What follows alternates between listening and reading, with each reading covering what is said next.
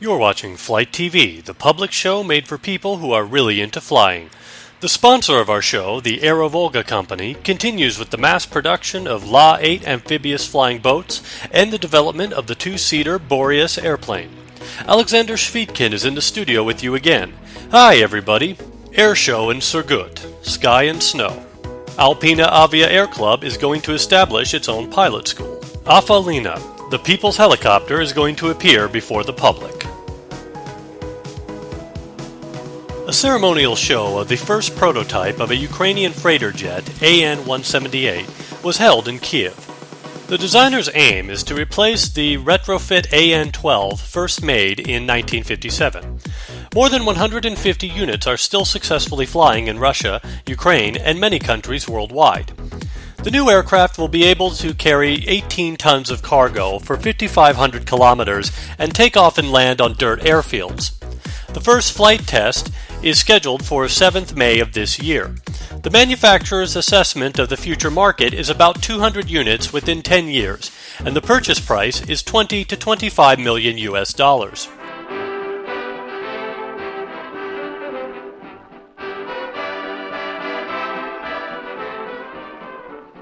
B-91 aviation gas for Lycoming engines, the long-proven quality. Airvan Company, the official distributor of the Water Aviation Group, the manufacturer of B-91 aviation gasoline.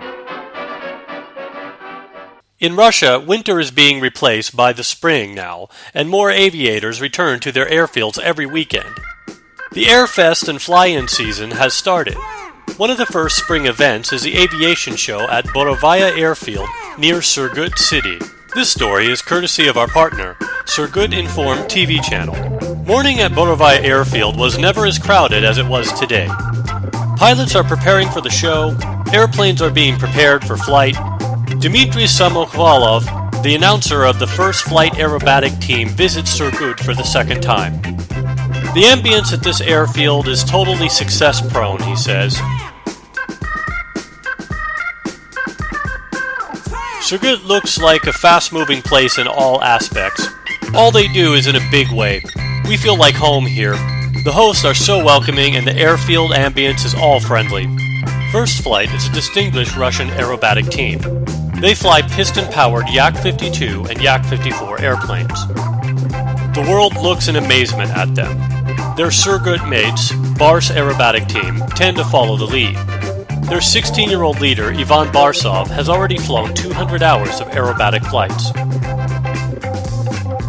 Most of all, I like that tranquility and lightness coming after the flight, and I plan to enter the Civil Aviation University to be a professional pilot.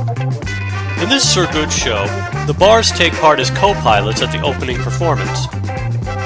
Aviation is a beautiful thing. It goes through you and you feel fine and you fall in love with it.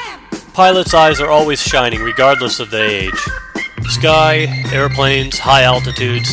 This is all highly attractive even for those who do not fly themselves. And those who fly are really courageous people. And those on land admire their flight with a sinking heart. Hundreds of people visit this airfield during the show. Many come with their families because there is always a place to eat and get warm. The visitors' common view is that Borovaya Air Show is a perfect event. We are swift guys, as you can see. We are eager to achieve our goals and to make our plans come true. This is only a show. We will do other ones. We managed to make our own airfield. Now these planes are flying. Now we're going to build our own planes here.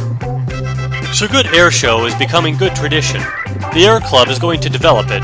Within a couple of years, they are going to prepare the airfield for World Aerobatic Championships. Pilots from Moscow support the idea. With such ambitions and quick temper of the owners and their partners, there is nothing that is impossible.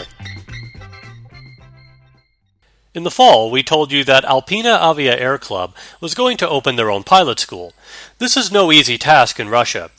But who walks will finally arrive, and Alpina Avia Pilot School is almost ready for opening. For the last 3 years, Alpina Avia Air Club, based at Severka Airfield near Moscow, has been building its pilot school. They purchased the airplanes, employed a couple dozen people as FAR 23 prescribes, and equipped classrooms with everything necessary for lectures. They've done a great preparatory job. First of all, we visited dozens of pilot schools in Europe. We were interested to know how they do it, what aircraft they use, We spoke to their owners, instructors, and students. We have to find ways to attract young people, to bring them to the airfields, to gain their interest, to divert them from some regrettable things affecting our society. That is our main goal. Last summer, they filed an application to the Russian Aviation Administration, Rosaviatsia, and got rejected under the pretext that the simulator training contract was concluded with another pilot school, although there is no requirement to have one's own simulator in any Russian regulation. We received an official letter stating that we fall short in their demands. We do not have our own simulator. Well, we got the message and now we're trying to fix it. The aviation laws are changing and we're trying to go with them. Alpina Avia took note of the denial and purchased their own program and equipment of piloting simulation for the land primary training of private pilots. They're finishing its tuning now and are going to file another application soon. Alpina Avia is not just a pilot school. We are also a certified operator, which is quite rare in Russia. Last year we got a license from the Education Ministry for additional professional education. The ministry has inspected all our training programs. We made the programs ourselves, and Rosaviatsia has approved them too. Then we met almost all the requirements and will soon be ready to receive our first students who eagerly wait for this moment. The most popular, proven, and reliable amphibian flying boat in Russia. Certified structure, extreme simplicity of mastering and flying, super short takeoff and landing distances, just 230 feet. Negligible cost of spare parts and maintenance, less than $30 per flight hour. Very attractive purchase price, just $80,000 for a brand new airplane.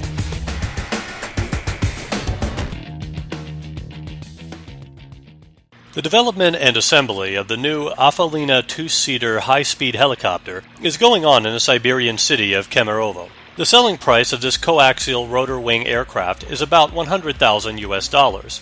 They claim it's going to be the people's helicopter. We made a poll and found out that dozens of Russian pilots are interested in this machine.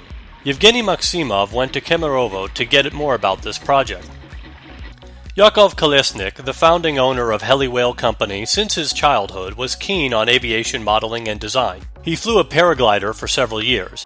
Then he bought a TNS-2 airplane and finally came to the opinion that a helicopter is the best type of flying machine. After 2 years of flying his Robinson, Yakov decided to develop his own helicopter, more comfortable, faster, and less expensive than the Robinson.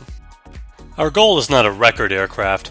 We just want to make a helicopter able to consume less fuel and fly faster than the others, because time is the most precious thing.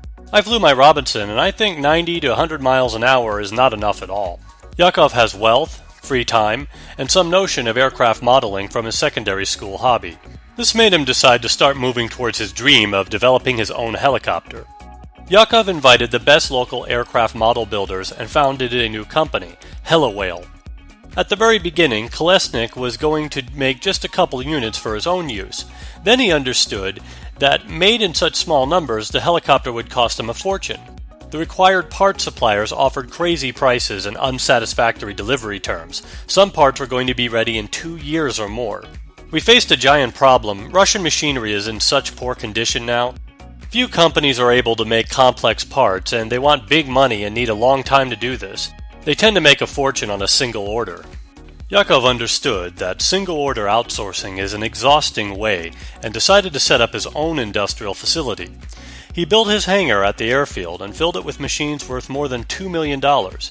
Dollars because almost all machinery was purchased abroad, except for one grinder and laser cutting machine, which he managed to find on the local market. We refused the idea of quickly making a home-built helicopter and correcting numerous mistakes afterwards. We calculated and invested in the development of a good industrial matrix able to issue up to 100 helicopters a year.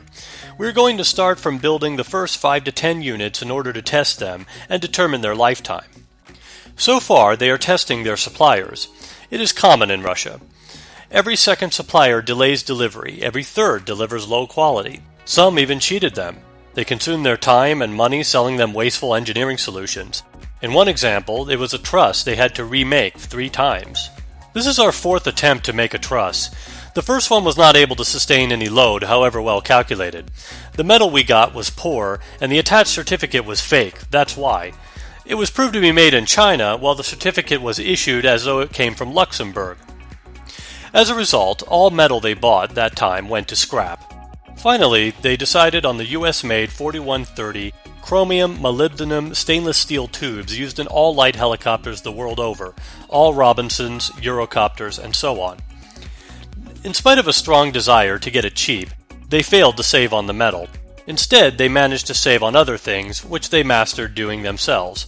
For example, a cyclic stick normally costs more than $100. They managed to make it for only $30. They also make complex panoramic cockpit glass. The main blades are made of fiberglass and carbon. They add Kevlar to the blade's leading edge to make it resistant to small pebbles and to make its lifetime longer. The main helicopter mechanisms are also designed and made by them. We mastered the manufacturing of all these joints and gears ourselves. All you can see here on the helicopter we do ourselves. This is our in-house production. The swash plate, the hubs, the blades, the gears, all components of the rotor must be manufactured in Kemerovo. The reduction gearbox is made as a modular structure. If one gear fails, you can replace it without disassembling the box itself. People ask us, where do you get the main gear? You can see them here on the table, made here. Our advantage, the mass is lower and the gear ratio is higher than that of other manufacturers. That is why the lifetime is longer. The designers told us they assign 5,000 running hours per tooth, and then you must monitor the actual condition. Afalina is also going to have its unique body structure. The passenger's door is at the right side, and the pilot's door is on the left, in order to not hamper each other getting in and out of the cockpit. In spite of a little tightness, Yakov promises it will be comfortable inside due to large space for legs and shoulders, enough even for corpulent users. Another feature of this helicopter is a great cockpit view. The only components made outside are the engines and avionics. Yakov says it will be the buyer's choice what engine and instruments to have in their Afalina. The version will depend on the engine make. Today we envisage Rotax, but if a client wishes something exclusive, we will be ready to fit it in our helicopter. Everyone who wants to see Afalina live will be able to make it at the Heli Russia exhibition stand number 4H in Moscow this May. Afalina's standard version is powered by Rotax 914 and Enigma avionics, famous for its flexible adjustment features. A flyable helicopter will be offered at $130,000 to $150,000 US, depending on the engine type. The first flight tests are scheduled for the third quarter of this year. Then lifetime tests will be made on the special test bench developed and made by the Dinamika company. Pre-sale orders are yet to be accepted, but many interested pilots call the company to find out about the progress and the scheduled date of the sales opening. Yevgeny Maximov, Vladimir Kozin, Flight TV. Aerovolga Company, the builder of the industrial La-8 amphibious flying boats, goes on with its activities. The first buyers of Aerovolga's new two-seater amphibian Borei airplane will get it by next fall for only $85,500. One who buys a La-8 will get a Borei as a bonus. There is always a place for a second aircraft, isn't there? If you enjoyed this release, put your likes in Facebook and subscribe to our show on YouTube. We are eagerly waiting for your comments on the contents of our show and your suggestions on following issues. Flight TV is the people's show, and everyone is most welcome with your proposals and invitations. This was Alexander Shvitkin. See you soon. Когда отрубят свет в селе лохи электрики, возьму я плоскогубцы и пойду в поля. Залезу я на столб высоковольтной линии и под прикрытием ночи срежу провода. Но я 1000 раз воровал провода, сам себе твердил, это делать нельзя. Нес в металлопункт и сдавал их туда. Салют, Вера, и 1000 раз током била меня. Да так труханет, аж вылазят глаза. Встану, отряхнусь, поднесу провода. Салют, Вера, салют, Вера. Ну что, Галюня, принес металл, да? Сейчас его Вера взвесит. Давай, клади на весы, будем взвесивать. Я смотрю, провода тут. А я-то думаю, что у меня уже неделю света нету. Я уже неделю без света сижу. Но я 1000 раз обрезал провода. Сам себе твердил, это делать нельзя. Нес в металлопункт